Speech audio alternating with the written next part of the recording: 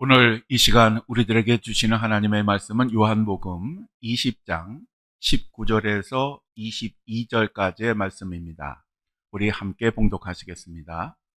이날 곧 안식 후 첫날 저녁 때 제자들이 유대인들을 두려워하여 모인 곳에 문들을 닫았더니 예수께서 오사 가운데 서서 이르시되 너에게 평강이 있을지어다.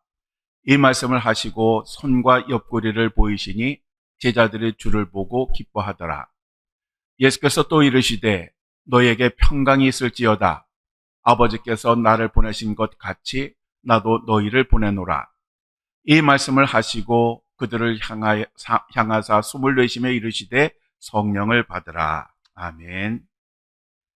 오늘 저녁에는 오늘 본문 말씀을 가지고 성령을 믿사오며 라는 제목으로 함께 말씀을 나누겠습니다. 예수님이 십자가에 처형이 되시자 제자들은 두 가지 이유로 아주 크게 절망을 하게 됩니다. 하나는 희망의 상실입니다. 그들은 예수님이 입성하실 때 그 가슴이 부풀어 올랐습니다.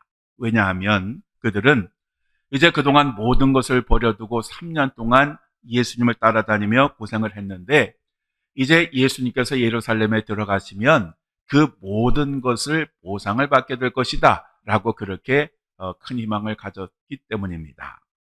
그래서 그들은 예수님을 따라가면서 예수님께서 왕권을 회복하시게 되면 누가 예수님의 우편과 좌편에 앉겠느냐라고 하는 것에 대해서 관심을 가지고 다투었습니다. 그런데 그렇게 믿었던 예수님이 반항 한번 하시지 못하고 무기력하게 이리저리 끌려다니시고 조롱을 당하시고 매질을 당하시고 십자가에 죽으셨습니다.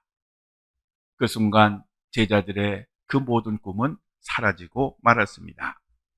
또 다른 하나는 예수님의 원수들은 예수님을 죽인 것으로 끝낸 것이 아니라 예수님의 잔당들을 제거하려고 혈안이었습니다. 그리고 그들은 예수님의 제자들과 예수님을 따르던 그 사람들을 잡아 없애려고 아주 열심히 추적을 했습니다. 누가복음 20장 19절에 보면 이렇게 말씀합니다. 제자들이 유대인들을 두려워하여 모인 곳에 문들을 닫았더니, 즉 당시 제자들은 자신들을 체포하려고 하는 그러한 사람들의 추격을 피해서 집안에 꽁꽁 숨고 문을 아주 꼭 잠그고 있었습니다. 그런데 이러한 제자들이 있는 곳에 부활하신 예수님이 찾아오셨습니다. 그것도 그들이 문을 열어서 예수님을 들어오게 하신 것이 아니라 어느 순간에 보았더니 예수님이 집 안에 계셨습니다. 죽으셨던 예수님이 자신들의 눈앞에 나타나신 것도 정말 기절할 만한 일인데 꽁꽁 잠긴 그 문을 열지도 않고 들어오셨으니 제자들이 얼마나 놀랐겠습니까? 이렇게 기절할 만큼 놀라고 있는 제자들에게 예수님께서 세 가지 말씀을 하셨습니다. 오늘 본문에 있는 그런 말씀인데, 첫째는 예수님은 제자들에게 너희에게 평강이 있을지어다 라고 말씀하셨습니다. 즉 예수님은 두려움과 절망에 빠져있던 이 제자들을 위로해 주셨던 것입니다. 여기에서 평강이라고 하는 말은 우리가 지난주에 말씀을 나누었던 평화, 즉 에이레네라고 하는 그러한 단어입니다. 예수님은 우리들에게 이런 말씀을 하셨습니다. 평안을 너에게 끼치노니 곧 나의 평안을 너에게 주노라. 내가 너에게 주는 것은 세상에 주는 것과 같이 아니하니라. 너희는 마음에 근심하지도 말고 두려워하지도 말라. 우리 예수님이 우리들에게 주시는 이 평안은 두려움이 없고 동요가 없는 상태로서 예수님만이 우리들에게 주실 수 있는 그러한 선물인 것입니다. 예수님은 절망과 시리에 빠져있는 제자들에게 오셔서 다시 그들이 일어나기를 원하셨습니다. 두 번째로 예수님은 제자들에게 아버지께서 나를 보내신 것 같이 나도 너희를 보내노라 라고 말씀하셨습니다. 예수님은 하나님 아버지께서 세상에 보내셔서 이 세상에 오셨습니다. 바로 그러한 하나님의 권위로 이제 예수님께서 제자들을 세상으로 파송을 하신 것입니다. 예수님은 제자들에게 예수님이 하시던 사역을 계속하기를 원하셨습니다. 그런데 예수님의 이러한 말씀에는 아주 심각한 오류가 있습니다. 그것은 예수님이 제자들을 너무 과대평가하신 것입니다. 사실 당시 제자들은 오합지졸과 같았습니다. 어떤 놈은 예수님을 팔아먹었고, 어떤 놈은 예수님을 모른다고 3번이나 부인했고, 어떤 놈들은 예수님이 체포되시자 무조건 도망을 갔습니다. 예수님이 예루살렘에 들어가시기 전에 자신이 예루살렘에 들어가면 고난을 당하고 십자가에 죽으시고 그리고 부활하실 것을 분명히 말씀하셨지만, 그 순간에 이러한 예수님의 말씀을 기억하는 제자들은 하나도 없었습니다. 그리고 예수님이 십자가에서 죽으시자 이 제자들은 원수들이 두려워서 아주 꽁꽁 숨었습니다. 그런데 이렇게 겁도 많고 무기력하고 무능하고 실수도 많은 제자들이 예수님의 그 사역을 이어서 한다라고 하는 것은 말도 되지 않는 그러한 이야기였습니다. 이러한 제자들이 무엇을 할 수가 있겠습니까? 그러면 예수님이 이 제자들을 모르셨을까요? 사람들의 생각과 마음까지도 읽으시는 예수님께서 이 제자들이 어떠한 존재인지를 몰라서 이 제자들에게 사명을 맡기셨을까요? 그렇지 않습니다. 예수님께서 그들에게 이러한 중요한 사역을 맡기신 데에는 그만한 믿을 만한 이유가 있습니다. 바로 그것이 3번째 말씀에 나옵니다. 즉 셋째, 예수님은 제자들을 향해서 숨을 내쉬며 성령을 받으라 라고 말씀하셨습니다. 여기에서 이 숨을 내쉰다라고 하는 말이 굉장히 중요합니다. 우리는 잘못 오해하면 예수님께서 한숨을 쉬셨다라고 그렇게 생각을 하는데, 여기서 이 숨을 쉬셨다라고 하는 것은 정말 특별한 의미가 있습니다. 창세기 2장 7절에 여호와 하나님이 땅의 흙으로 사람을 지으시고 생기를 그 코에 불어넣으시니 사람이 생명이 되니라 라고 말씀하고 있습니다. 생기를 불어넣으셔서 사람이 생명이 되었다, 살아있는 그러한 존재가 되었다라고 하는 그런 의미입니다. 그리고 에스겔 37장 9절에는 또 내가 이르시되 인자야 너는 생기를 다하여 대언하라. 생기에게 대언하여 이르기를 주 여호와께서 이같이 말씀하시기를 생기야 사방에서부터 와서 이 죽음을 당한 자에게 불어서 살아나게 하라 하셨다 하라. 아멘. 즉 예수님께서는 완전히 그 시체가 문드러지고 뼈만 남은 그 사망의 골짜기에 있던 그 뼈들을 가죽을 덮게 하시고 인간의 모습으로 완전히 다시 회복시키셨습니다. 그런 후에 바로 그 안에 생기를 불어넣으셔서 그들을 살리셨습니다. 바로 이 2가지, 생기가 그들 안에 들어가니 그들이 살아났고 새로운 존재가 되었다라고 하는 그런 뜻입니다. 예수님이 제자들에게 숨을 쉬셨다라고 하는 말이 바로 이러한 의미입니다. 그리고 예수님께서는 제자들이 그렇게 한 후에, 성령을 받은 후에 이제 다시 무능하고 두려움의 자리에서 일어나서 사역의 자리로 나가기를 원하셨습니다. 성령이라고 하는 헬라어 단어는 푸뉴마라고 하는 말인데, 바로 이 푸뉴마라고 하는 뜻은 바람, 숨, 호흡, 생명, 영이라고 하는 뜻입니다. 즉 한숨을 쉬시며 성령을 받으라 라고 하는 이 말이 생기를 불어넣으신다라고 하는 아주 중요한 의미가 있는 것입니다. 이제 파송을 받은 이 제자들은 세상으로 가서 영혼 구원의 사역을 해야 하는데, 바로 그 사역은 지혜나 말의 능력으로 하는 것이 아니라 오직 성령의 능력으로 하는 것임을 말씀을 하는 것입니다. 고린도전서 2장 4절에서 5절에 사도 바울이 이렇게 고백합니다. 내 말과 내 전도함이 설득력 있는 지혜의 말로 하지 아니하고 다만 성령의 나타나심과 능력으로 하여 너희 믿음이 사람의 지혜에 있지 아니하고 다만 하나님의 능력에 있게 하려 하였노라. 아멘. 사도 바울은 자기 자신이 행하는 모든 일들이 자신의 학식, 자기 자신의 경험, 자기 자신의 그 말을 잘하는 것으로 인해서 이루어지는 것이 아니라 오직 자기 안에 계신 성령의 능력으로 이루어지는 것이라고 분명히 고백을 했던 것입니다. 그래서 예수님께서는 제자들에게 바로 이러한 성령을 받으라 라고 말씀을 하신 것입니다. 이 받는다라고 하는 이 단어는 영접한다라고 하는 그러한 의미입니다. 즉 우리가 어떤 물건을 주시는 것을 이렇게 받는 것을 의미하는 것이 아니라 성령을 우리 안에 모신다라고 하는 것이 받는다라고 하는 의미입니다. 이제 제자들은 자신의 능력이 아니라 하나님께서 주시는 성령의 능력으로 사역을 감당하게 될 것입니다. 이것이면 충분합니다. 그 사람의 출신이 어디이고 얼마나 배웠고 어떤 능력을 가졌고 얼마나 오랫동안 신앙생활을 했는지 이것은 중요하지 않습니다. 성령이 그 가운데 임하시고 성령의 능력이 역사하시면 누구든지 예수님의 신실한 제자가 되어 그 사명을 감당할 수가 있는 것입니다.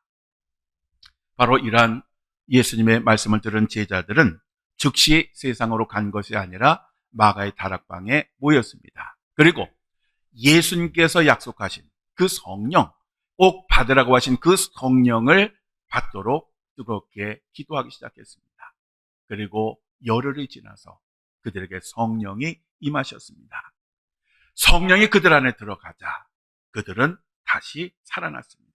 그래서 성령을 받은 이 제자들이 즉시 세상으로 나아가서 각 나라의 방언으로, 즉 각 나라의 언어로 복음을 전하기 시작했습니다. 그런데 그렇게 했더니 정말 상상할 수도 없는 놀라운 일들이 일어났습니다. 무기력하고 무능하고 두려움에 빠졌던 그 제자들이 그 박해와 순교를 두려워하지 않냐고 복음을 전했더니 그 복음이 증거되는 곳마다 구원의 역사가 나타났습니다. 즉 그들에게 새로운 창조가 시작이 된 것입니다. 성령을 받은 제자들은 이전의 제자들이 아니었습니다.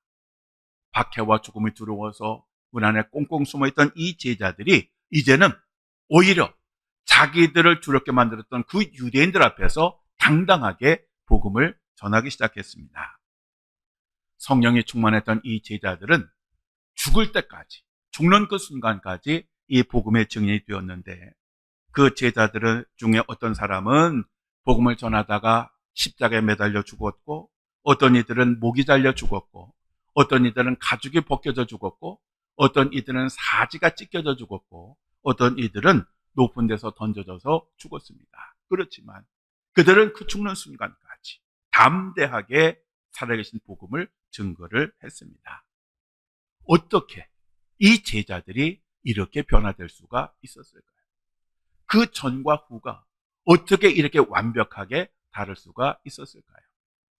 바로 성령이 답입니다. 즉 성령이 그들 안에 임재하셔서 그들이 내주하신 성령을 받고 나아가서 성령의 역사하심을 따라 했더니 바로 이러한 열매가 맺어진 것입니다. 예수님은 승천하시기 전에 제자들에게 이렇게 말씀하셨습니다. 오직 성령이 너에게 임하시면 너희가 권능을 받고 예루살렘과 온 유대와 사마리아와 땅끝까지 이르러 내 증인이 되리라 라고 말씀하셨습니다. 이 성경 구절을 잘 보셔야 됩니다. 우리가 증인이 되는 사역을 감당하려고 하면 꼭 필요한 것이 먼저 성령을 받아야 됩니다. 그리고 성령의 권능으로 그 사역을 감당해야 됩니다. 그럴 때에 예수님의 참된 증인이 될 수가 있는 것입니다. 예수님께서 하신 이 말씀이 바로 제자들에게 그대로 이루어진 것입니다. 그들이 예수님 말씀처럼 세상으로 나아가기 전에 마가다락방에 모여서 성령을 영접하였고 성령의 능력이 그들에게 넘쳤을 때 나아가 복음을 증거하였더니 증인의 완벽한 사람이 되었던 것입니다. 사실 우리 예수님도 마찬가지입니다. 우리 예수님은 공생애를 시작하실 때 요단강에 가셔서 세례를 받으셨습니다. 그때에 하늘로부터 성령의 비둘기같이 임하셨습니다. 바로 여기에서부터 예수님께서 공생애를 시작하신 것입니다. 예수님의 모든 사역은 성령의 사역이었습니다. 또 예수님이 행하신 모든 이적과 기적도 성령의 역사였습니다. 예수님의 가르침도 성령의 능력을 통해서 이루어진 것입니다. 그래서 누가복음 4장 14절에서 15절에 예수께서 성령의 능력으로 갈릴리에 돌아가시니 그 소문이 사방에 퍼졌고 친히 그 여러 회당에서 가르치심에 무사람에게 칭송을 받으시더라 라고 말씀하고 있습니다. 즉 예수님께서 하신 모든 일들은 바로 성령의 역사였던 것입니다. 그런데 문제가 있습니다. 우리가 이 성령에 대한 이야기를 들으면 신이 납니다. 그리고 우리도 정말 무엇이든지 할 수 있을 것처럼 생각을 합니다. 그런데 문제는 우리들의 삶에서는 그러한 일들이 이루어지지 않습니다. 그래서 이러한 이야기를 들으면 꿈 같은 이야기처럼 그렇게 여겨집니다. 여러분, 성령의 역사는 정말 놀라운 일인데 왜 우리들의 삶에서는, 우리들의 생활에서는 그러한 역사가 나타나지 않을까요? 그것은 오늘날 교회와 성도들이 성령은 알기는 하지만 성령의 능력에 전적으로 의지하지 않기 때문입니다. 오늘날 대부분의 교회들은 성령의 역사를 교회의 조직으로 대체하였고 그리고 교회의 프로그램으로 대체하였습니다. 교회에서 성령이 회자되기는 합니다. 그렇지만 말 속에서만 성령이 있습니다. 성령의 결제를 받고 성령의 인도하심에 의지하기보다는 성령은 그냥 가만히 계시고 우리가 열심히 애를 쓰고 수고하면 성령은 그때 우리를 도우시라고 그렇게 이야기를 합니다. 그래서 독일 리벡 교회의 낡은 벽에는 주는 우리들에게 말씀하신다라고 하는 제목의 글이 있는데 아주 의미심장합니다. 너희는 나를 주라 부르면서 따르지 않고 너희는 나를 빛이라 부르면서 우러러보지 않고 너희는 나를 길이라 부르면서 따라 걷지 않고 너희는 나를 삶이라 부르면서 의지하지 않고 너희는 나를 존귀하다 하면서 섬기지 않고 너희는 나를 강하다 하면서 존경하지 않고 너희는 나를 의롭다 하면서 두려워하지 않으니 그런즉 너희를 꾸짖을 때에 나를 탓하지 말라. 우리들의 모습을 너무너무 잘 보여주는 그런 말입니다. 우리들의 입술 속에는 모든 것이 다 있습니다. 우리는 그렇게 입술로 고백을 합니다. 그런데 삶에는 없습니다.